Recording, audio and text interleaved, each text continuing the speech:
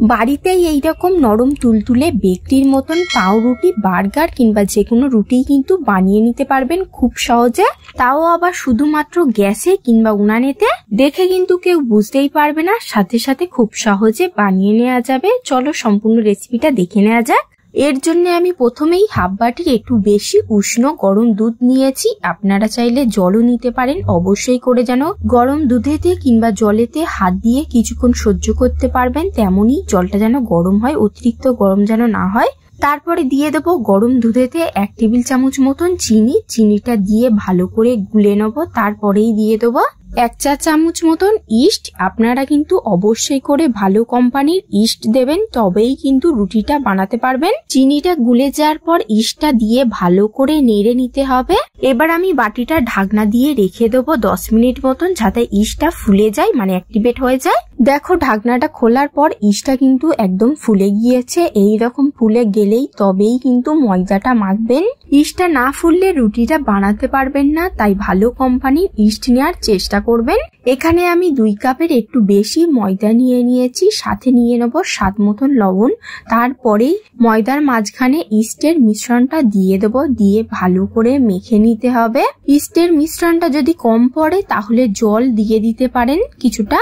ময়দার ডোটা কিন্তু এই রকমই নরমই হবে, মানে হাতেতে লেগে যাবে এমনই করতে হবে। ভালোভাবে মাখিয়ে নেওয়ার পর ময়দাটা যেহেতু হাতে লেগে যাচ্ছে, তো কিছুটা তেল দিয়ে দেবো, দিয়ে ভালো করে কিছুক্ষণ মেখে নেবো।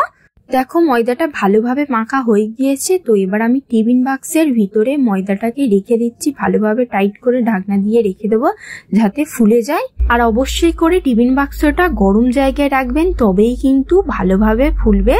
আপনারা চাইলে রোদেও রাখতে পারেন। 1-2 ঘন্টা পর দেখুন কতটা ফুলে গিয়েছে। এবার ময়দাটাকে ভালো করে আবারও মেখে নেব। এই ময়দার ডোটা দিয়ে আরো অন্য কিছু বানাতে পারবেন, যেমন পিৎজা, নান কিংবা কেক। খুবই সিম্পল, তাই না? কে কে জানো না অবশ্যই কিন্তু কমেন্ট করে জানাবেন। ময়দার ডো থেকে পিচ করে কেটে নিয়ে এইরকম ভাবে ভিতরের দিকে কিন্তু দিয়ে দিতে হবে ময়দাটাকে। তারপরে হাত দিয়ে ভালো করে গোল করে নিয়ে নেব। তারপরে একটা পাত্রে ভালো করে তেল মাখিয়ে এগুলো বেক করার জন্য নিয়ে নিতে হবে ডোটাকে হালকা চেপে নিয়ে নেব।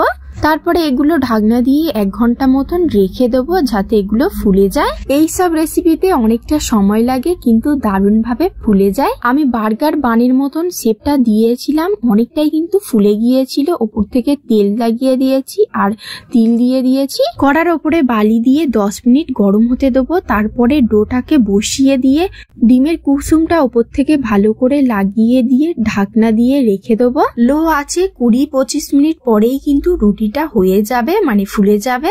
এর কালারটা চাইলে আরো কিছুক্ষণ রেখে দিতে হবে, তবেই কিন্তু দারুণ ভাবে কালারটা আসবে। সাথে তলার দিকটা একটু শক্ত হবে আর কি। ঠান্ডা হয়ে গেলে রুটিটা তুলবেন। ভালো লাগলে লাইক, শেয়ার, সাবস্ক্রাইব করে পাশে থাকবেন। কমেন্ট করে অবশ্যই জানাবেন কেমন হয়েছে রেসিপিটা।